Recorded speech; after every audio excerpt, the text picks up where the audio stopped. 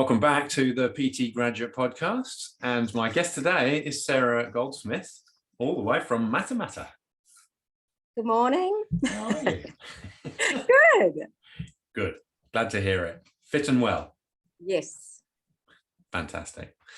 So people may not necessarily know exactly where that is. I do, because I drive through it whenever I go south. I make sure I do the Matamata route as opposed to the alternative, the Waikato Expressway. And Yes. it's a far nicer journey. It's a lovely place to go through. It is, and it's growing. Yeah. Heaps. Yeah. Okay. So it's one of those small towns that seem to be booming. So yeah, Awesome. There's a lot more people here than there used to be 20 years ago, that's for sure. And how long has Evolve been running, Evolve Fitness? So I took over a gym in 2006. And it was a much smaller gym then. I just sort of moved back from Aussie and sort of said I'd never live in my hometown and marry a farmer, and that's exactly what I did. But I purchased the gym and then met Shane, and then sort of the rest is history. And 5 kids later. So here we are. But so 16 years I've had the gym. That's amazing. Yeah. And it's changed a lot. Originally, I sort of came in from Sydney and had a bit of more of a city perspective, perhaps, in health and fitness. And I sort of brought that into the small town. And then a few years later, we rebranded to Evolve, which at the time was a 6-week challenge that I was running. I called it Evolve. Yeah. And then it sort of became quite apparent that it was really fitting to actually name the gym that, because we were constantly changing and always evolving. So hence the rebrand. Yeah, brilliant. So if you go back a step, so what got you into the industry in the first place? Obviously, you did some time in Oz in the industry as well. Yeah, so I was qualified through Les Mills when I was 14. Oh, right, wow. And I was taking classes in the gym that I came back and actually purchased. So from the age all through school, I worked in the gym taking classes, and it was just my passion. I just absolutely loved it. I did competitive aerobics through high school. And then I sort of had a bit of a gap year, moved away to Tauranga and worked in the industry there. And then I thought, I might go down and do Bachelor of Physical Education, went down to Otago. And then from there, I thought, right, I'm going to take a huge break. Bit of burnout already. At the ripe age of 20, whatever it was. And then went over to Port Douglas and then worked there for a wee while on the Great Barrier Reef. Nice. Long story short, then moved down to Sydney and worked in a really good gym in Sydney. Right. And then decided to come home. So I sort of had the pang to come back to rural New Zealand. And hence why then I purchased the gym that I'd started. So I did a full circle and came back to Matamata. Yeah. It was meant to be. Yeah. Were there some things that you picked up in that city gym environment that you brought back that may not have been normal for a rural gym? Absolutely. Yeah. This obviously the city space. This is the interesting thing here, I suppose. Pretty much every member in the city gym that I was working at, it was a pretty exclusive gym, but everyone had a personal trainer. So there were 20 personal trainers working out of this gym. Yeah. And there wasn't the 10,000 members. It was, I think we had maybe 2,000 members at this gym. That's quite a ratio. Yeah. And I mean, one of the clients that I had was spending $280 a week just to come to the gym twice a week. So the demographic was really different, and it was sort of right next to Macquarie Bank, and we had quite a few corporates, if you like. Yeah. And then obviously polar opposite, coming back to Matamata and being in a rural space, and we had new mums, we had it was completely different, and sort of hence why the rebrand too, it just didn't fit from where I'd come from. Yeah. And it was a very, very different demographic. So sort of a big learning curve there. So is it fair to say that there'd be less require or less people wanting that PT experienced as well, or no? No, I would say things have definitely changed Yeah.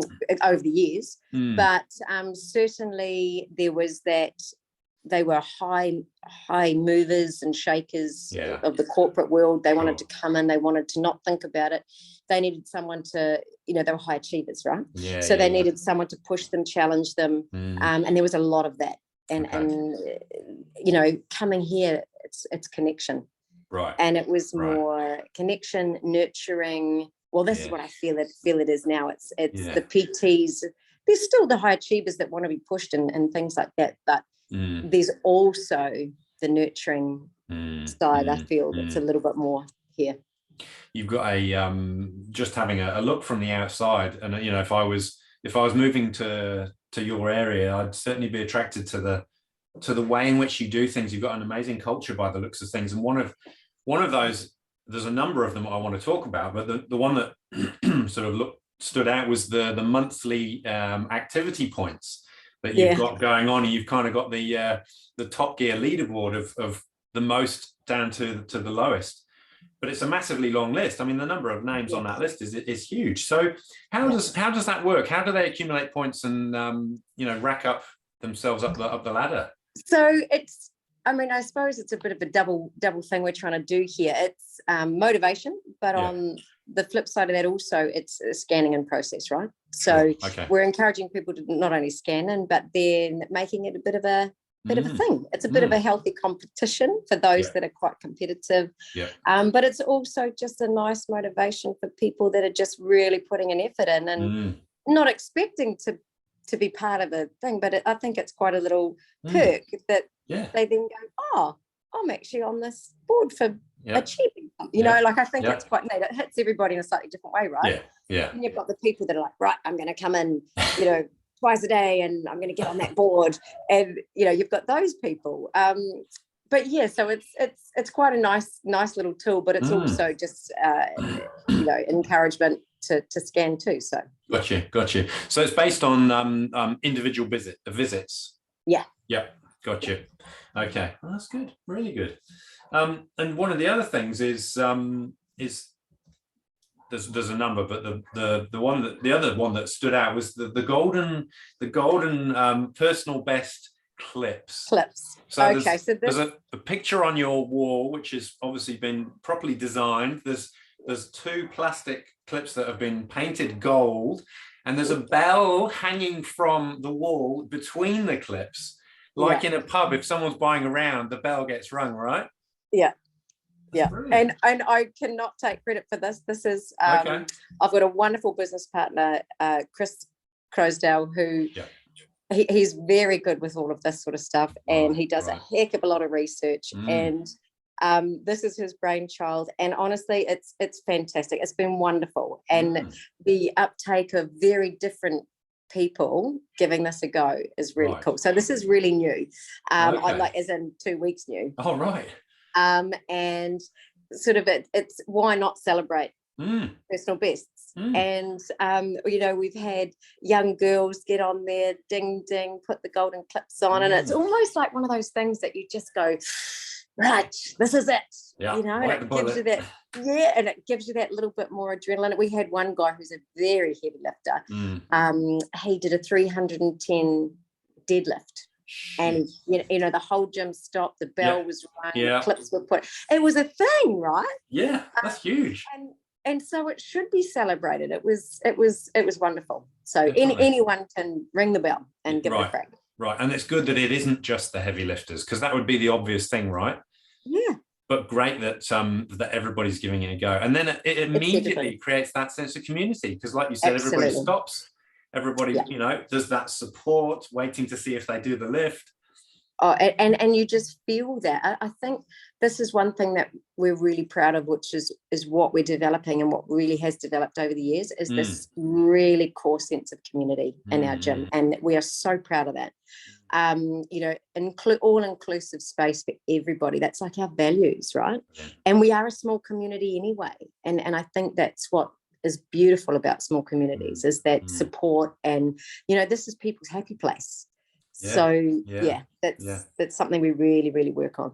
It's fantastic. And I'm sure there'll be people listening going, shit, I'm going to do that tomorrow. Yeah.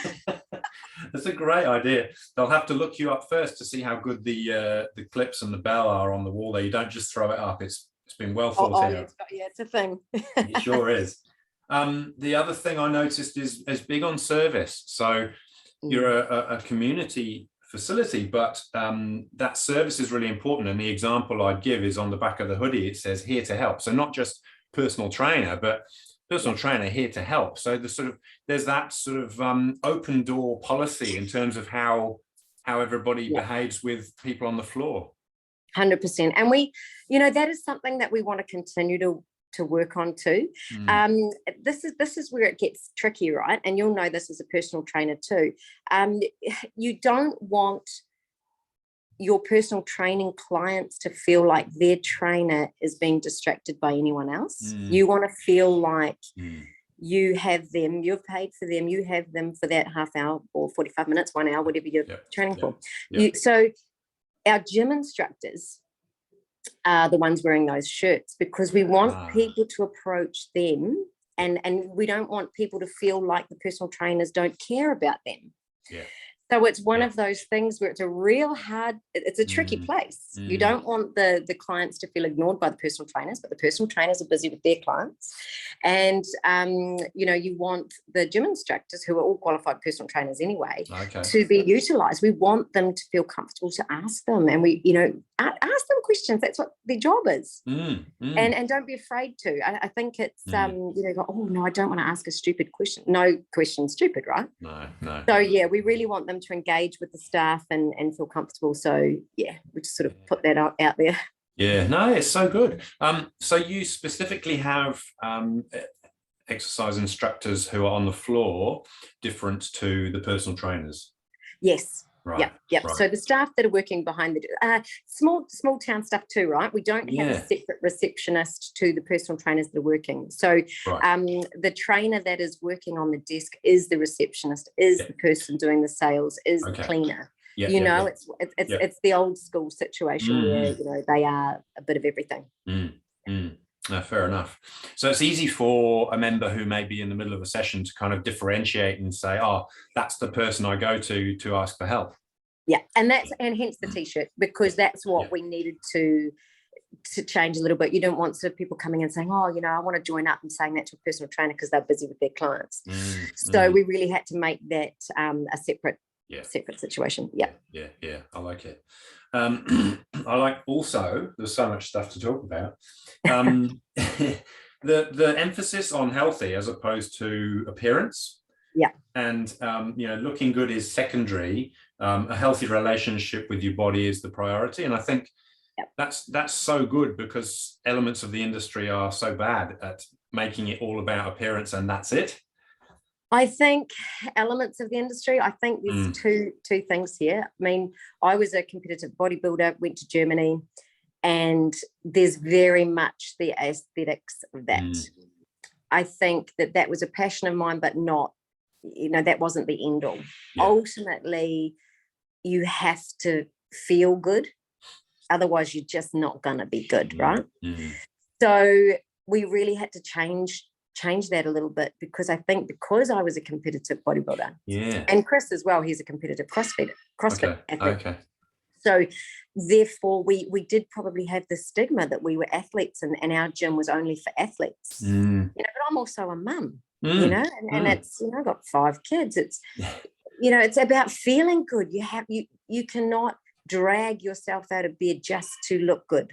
You want to jump out of bed and feel good first. So we have to change it. I mean, I don't know how many bodybuilders they don't jump out of bed. They drag out of bed.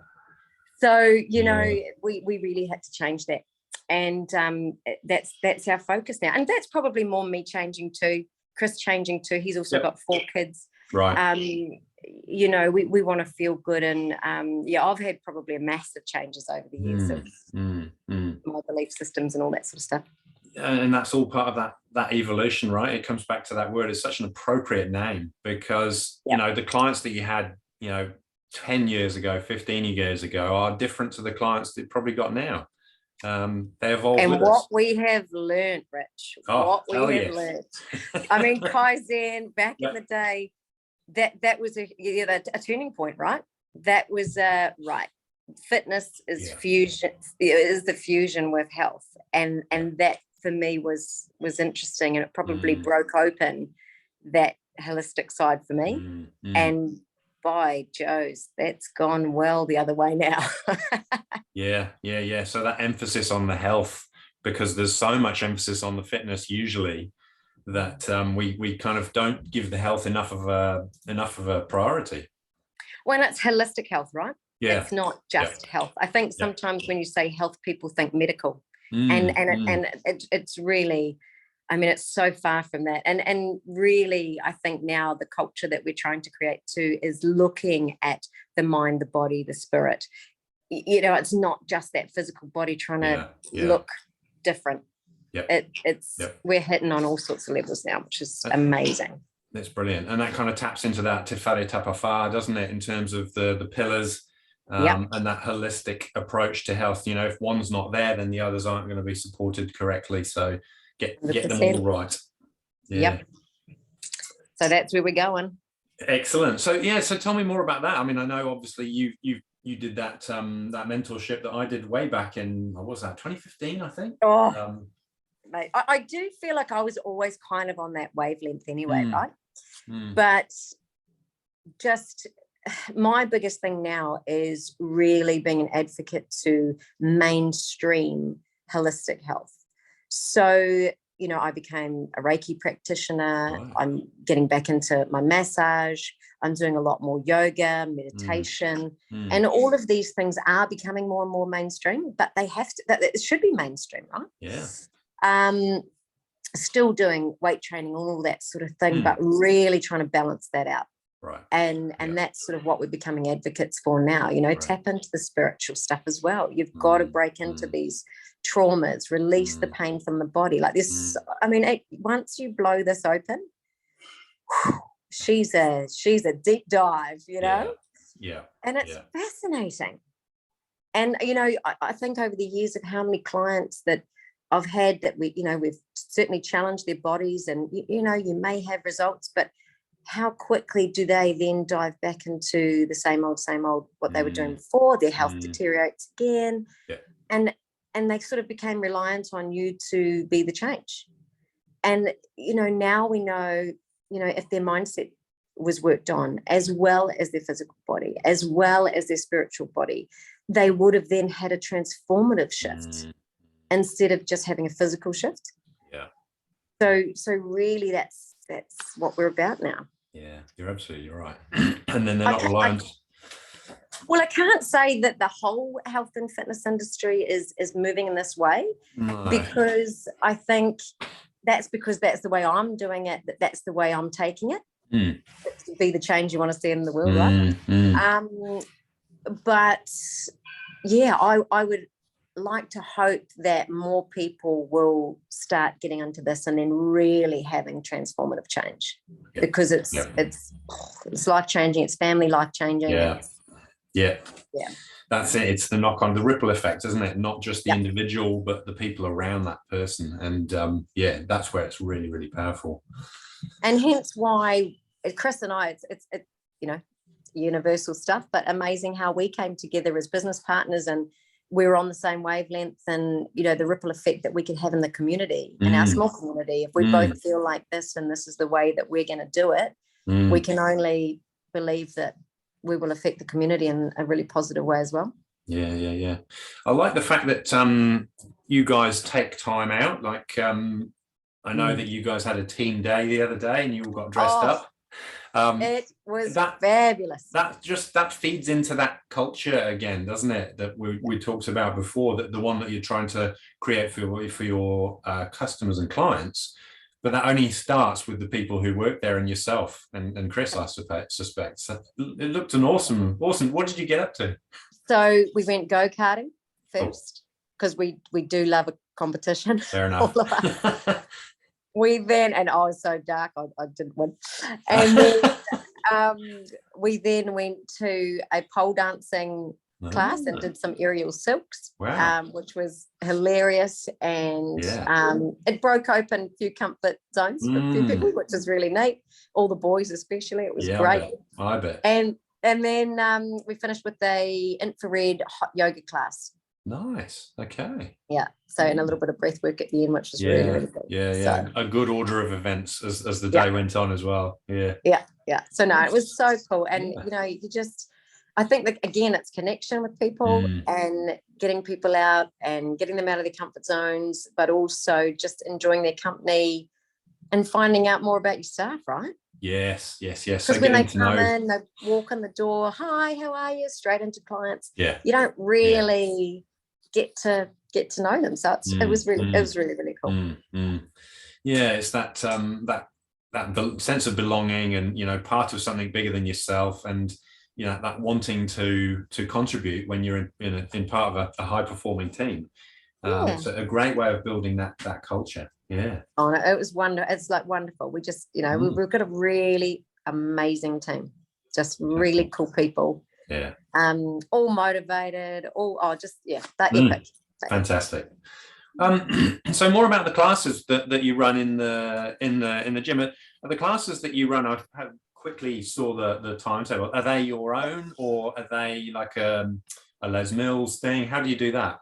Yeah, we used to do Les Mills for a fair fefew years, and then decided that for the numbers in a small town, we had to be quite realistic. And you're not going to get 50 people or 100 people. Hence, we don't have the space, and the population just don't really get them.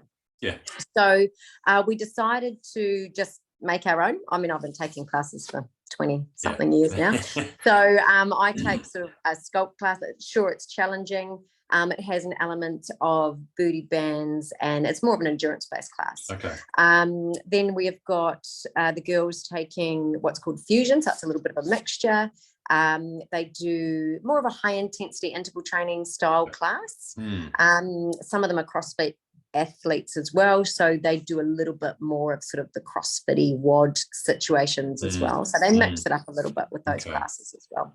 And then we've got Linda, who's been taking classes for me for 16 years. All right. And she's a little bit older now, sort of in mid-50s, and she's taking a pump class, which is like, I suppose it's like Les Mills body pump, but it's just a resistance class, full body at night. And there's a yoga lady as well. Yeah, so we used to have Matamata yoga. They've just taken a break through COVID, but they were doing their own style yoga as well. She was a yin yoga instructor and a flow. We had a flow class as well, but they're just taking a break. Oh, we got pop Pilates. One of our is a qualified pop Pilates instructor, so that's just a very challenging Pilates class. He's taking that, and we did have. Winter again is one of those times where people tend to hibernate a little bit. But we had what was called a Fresh. And Fresh was a class for people to come more based at a quieter time at night upstairs. And it was for people that had never done classes before, just to introduce them to classes. But that's just dropped off a little bit with numbers. So we tend to have a winter break on that sort of thing. Sure. That's a smart move. I don't know how many places do that, where there's that sort of that introduction process. Give them a feel, a taste without sort of committing to too many. Yes, and the intensity is not too high. Right. And it's really, except, what we have found with this class, there was a point where people got a little bit too comfortable to stay there and they didn't take the jump. So once you've got people that are a little bit tentative maybe to give things a go, when they did give it a go, they then found a new comfort zone, and then they would just keep coming. So rather than it being like a 6-week graduation, which is maybe where we need to cap it and just say after 6 weeks you then graduate and you move on. So sorry, I just thought of that right then. It was one of those things where they then go, I got to know the people that are there. We all went together, and that they grew comfortable with it. That's a good idea. If you have the graduation, then they can't hang around. It's like, no, Yeah. that's it. Yeah, you've got to fly, my pretty. Yeah, Go. that's right. That's right. Move on, evolve. You got to evolve. That's right. So yeah, but anyway, we keep evolving. Yeah. Brilliant. And so has much changed inside? I saw a really good aerial photograph. There's obviously an upstairs, downstairs. Inside because you've got a massive building, but you can see the reception area and the carpet and the machines, and it's constantly evolving. So I started off with we were in an old movie theater in Matamata. It was a massive space, but it was almost too big, right? And it was very open, very high ceilings. And then my husband and I actually purchased a building, and then we moved down to that building and then renovated that, and then it was too small. We outgrew it. Yep. So then we purchased some land and then built this in 2015, the one that we're in now. Okay. And we purpose built this one. So, I had all the lighting put in, and lighting's huge. Yes. So, well, for me, I find it's a huge thing, and it creates a lot of atmosphere. So, we sort of we originally had a ball pit in here for kids, and we had a cafe. Yeah. And then we sort of outgrew that too, so we sort of needed to move that on, and then we've made a movie theater for the kids, so kids can come in to a little movie, and we've made like a little cave for them, so it's dark and so it's quite cool. So a few kids can go into there while their parents are working out. We've got a good ab area, we've got all new gear now, we've sort of evolved that too, and just upgraded over the years, and now we've got some really, really good gear. All of our cardio suite, life fitness gear. Upstairs, separate group fitness area, which has got air conditioning and everything up there. And then during the day, because we wanted to utilize that space upstairs, we've hung all our TRXs up there. So we've got a functional training room, so people can go up there, personal trainers can go up there and use it as a functional space. Yes, smart, good use of the space. Yes, that now you mentioned the lighting, it stood out. You've got this really powerful pink uplight coming from the far end of the building. It looks incredible. So it is actually green. So pink would have been when we did breast cancer awareness. We changed the colours depending on what. So you can just flick the colours. Yep. And so Anzac Day we do all red. We do prostate. We do blue. Mental health we do purple. So we've actually got a mental health day coming up, which is amazing. Cool. One of our trainers, she runs a mental health day, and everyone does 10 hours of exercise non-stop. So they start, and we just keep running classes, and there's already 20 people in every single class, same people booked out. So they just all get into it, and then anyone on top can jump in to the classes and not necessarily do all of them. But we have people that we have a whole lot of sponsorship. We had $4,000 sponsored last year, and then obviously it goes to Gumboot Friday, so it's amazing. So it was sort of all the trainers sort of get on board with this, and the community, we all dress up, and it's an awesome day. That's fantastic. So, it's really, really cool. So that we changed the colours for that, and then different events require different colouring, but majority of the time it's just all lit up green, which is one of our colours. Very clever, because it's a great way of changing the mood or the theme very, very quickly and easily without having to put signage up and bunting, and it just changes the feel straight away, which is pay for it once and there you go. It's paid for itself many times over, I assure you. It's fantastic. Good move. So was that something you saw in the city gyms? Is that something that was already going on? Yes and no. Like I really feel lighting for me, I mean, I've done this in all the bloody houses I've built too, is I just love lighting, because I think it can create such good mood. And so I sort of thought, we need, otherwise it's just a concrete building, right? But then you light it up, and I love all the lighting events that you see, all over in different places. They have these luminant events, and you go through and there's all these coloured lights, and it just changes everything. And I was like, we need that, and I don't care how much it costs. We will pay for it. It's made a huge difference, and because we've got stage spotlights, which do, because it's such a massive building, right? So we've got about 10 huge big stage spotlights, and then we've got the pillar lights as well. Yeah, fantastic. Very well organized. Around this time, I start to think about tips, and that's kind of the theme of the end of the podcast, is things that have worked well for you in the past, or things that didn't work well that you realized there's a lesson in there. What sort of things you've shared?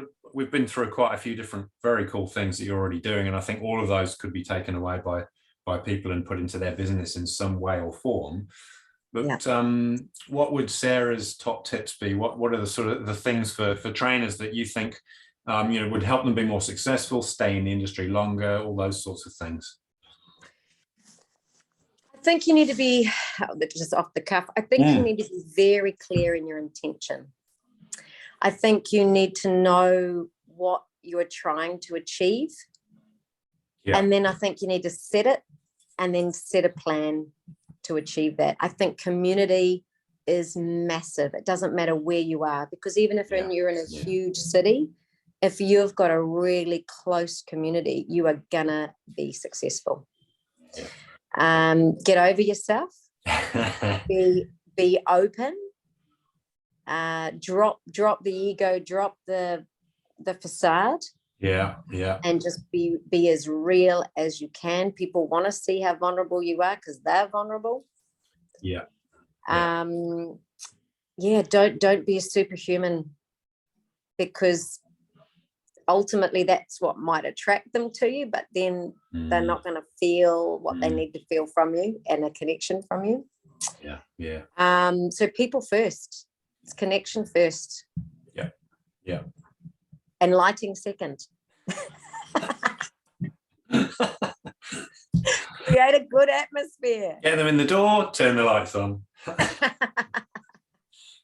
Brilliant. That's a long list that I tried to scribble as quickly as I possibly could, but there's some gems in there, and I'll make sure those go into the show notes so people can remind themselves of some of those key tips. And I think there's some good stuff in there. If there's anything you want adding to the notes, website, anything from Facebook or whatever works, socials, I'll add those in as well, and people can come and have a look and see some of the stuff that I looked at when I was doing my research, and see the aerial photo and the pink lights and all sorts of good stuff. And I mean, we've constantly got social stuff going up daily on our Facebook stories and things like that, and you can sort of get a bit of a vibe feel. So absolutely, and it's a really good one as well.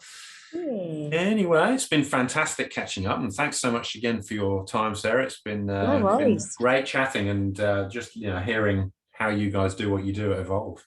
Well, thank you for the opportunity. No problem. Cool. All right. See you again soon. Okay. Bye.